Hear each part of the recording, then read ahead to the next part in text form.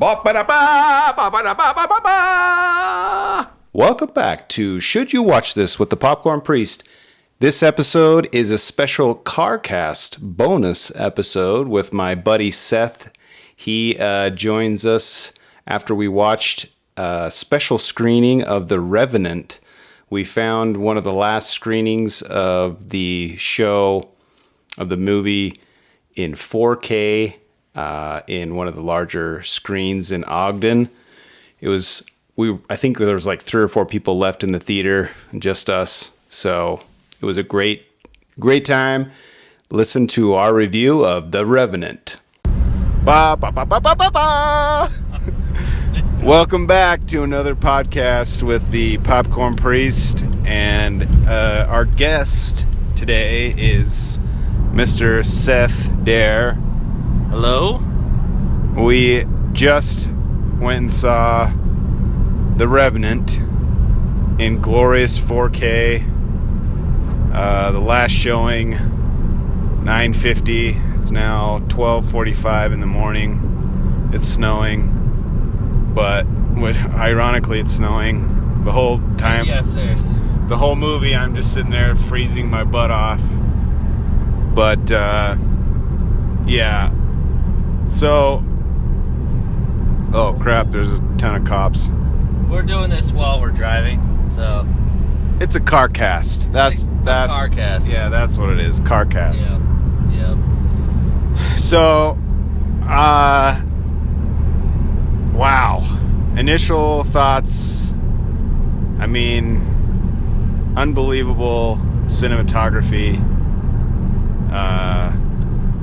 The 4K reproduction, unbelievable. Oh yeah. It was just. We said it earlier, but you didn't know what to look at. I mean, there's action going on, but then there's this beautiful skyline, and you're almost torn, and you can't even believe that there's nothing but natural lighting. Yeah, it was unbelievable. I looked at my phone. It was an hour into the film, and I felt like it was 10 minutes. Oh, it's yeah. So I'm not tired at all. It's 1 o'clock. I'm an old man. I can't even. I kind of feel like when I went and saw Mad Max, I was just. I mean, not as like breathtaking. Like I couldn't, take a breath. I was short of breath. Yeah. But this was just more like, it was just like so. It was like tour de force. That's the word. Like almost like a weight. Like I'm being weighed down by the movie. It just like I'm moving slower somehow. It sounds nuts. Yeah. But it just was so heavy. Yeah. So heavy. And if Leo doesn't get an Academy Award, poo on the Academy. You've got a guy who's so desperate to get this that he's eating. I swear to you, it's a real fish. He's in one shot. He goes into this freezing cold water from the snow in soaking wet clothes, eats a fish that he catches himself, eats the raw fish, throws it in the fire, and then climbs like a small hill through the snow. It's like a 5-6 minute long shot. And he's got like snot all over, frozen to his beard. I mean, he needs it. He probably got frostbite. I mean, he needs it. Ironically,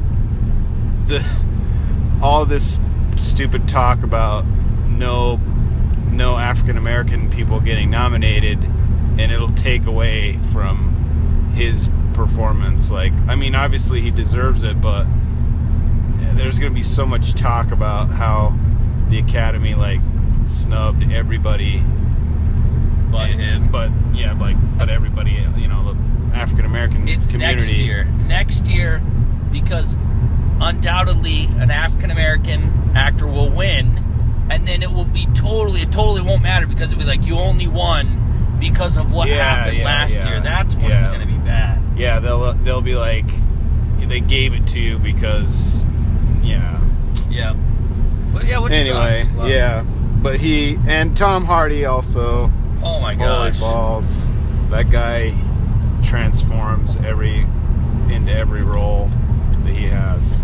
He's like built for the role of a mad, like just a mad lunatic bad guy who speaks gibberish.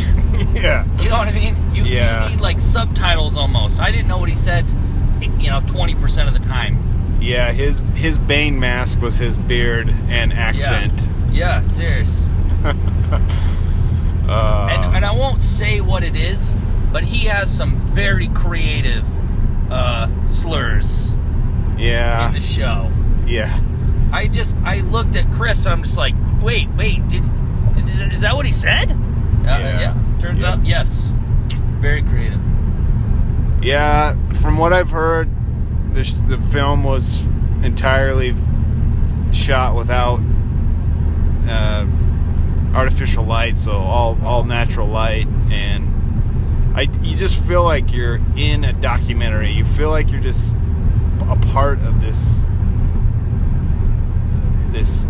guy's life, and it's unbelievable. And that's the way the 4K probably helped, and just the way it was shot with all natural. It's almost like you're looking out a window, like I don't know, like you're on some sort of amusement ride following this story. But it sounds lame, but it's just so immersive. But I think that because there's all natural light, it's like you're in it, but it feels more real than when it's contrived. Yeah, it's just you kind of know when it's fake, when it's CG, when it's whatever. And now your brain's like, wow, are we outside? Are we? Hey, wow, that fire! I warm my hands on that. Yeah. So it just felt much more real. So obviously the director was it Alejandro Inarritu.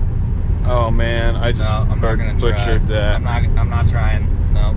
Anyway, the director of Birdman, oh my gosh, some of the first shots where there's like action, there are like, I don't know, dozens of moving pieces, all without the camera cutting away. And it's not just a flat, dimension. It's up and down, and it's all. It was crazy. I noticed a couple of spots where he utilized, I don't know what it's called, but like in Birdman, where a horse, the camera would like pan down and then pan back up to Michael Keaton, and then it was one motion, but there. Yeah, it made it feel like a shot, but it was multiple. He borrowed that stuff from Alfred Hitchcock. There's a movie called Rope, just Rope, and it's all they try to do it all in one take, obviously, but they like zoom in on a guy's back or something and then zoom out. And that's where that cut is. But he does it in a way where it feels like one shot, and most of a lot of it is. But there's some places where he extends that because of the way he pans and then cuts, even though it doesn't feel like a cut. But I mean, freaking golden popcorn bucket. I don't even like. Oh yeah. But I don't think I can like. I wouldn't think I would just sit down and be like, oh, it's time for the Revenant. I don't know that I'll watch it again. And I don't think. I mean, if you don't end up seeing it in a theater, you're really missing out, because maybe even more than half. I mean, the story was cool and it was told well, but a lot of it is kind of just this experience of the beauty of every single shot, of seeing in such high detail, all of his wounds and just everything that's happening. And if you dulled that down, it would really significantly change the movie, because it would rely more on the plot. And the plot was pretty, I mean, it was good.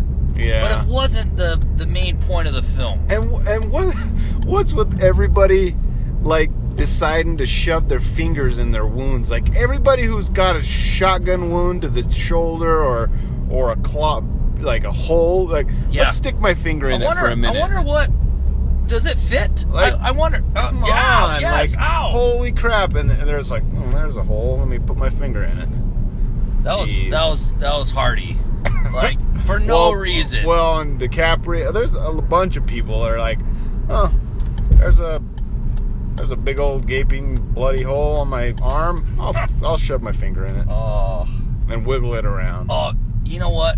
Speaking of weird holes, the scene with the, or is this going to be spoiler? Can we just talk about that? But like the scene where I don't know, he gets hurt by an animal, dude. I think everyone knows, but that he has an encounter. Leonardo has an encounter at some point, and he gets beat up, like ripped up.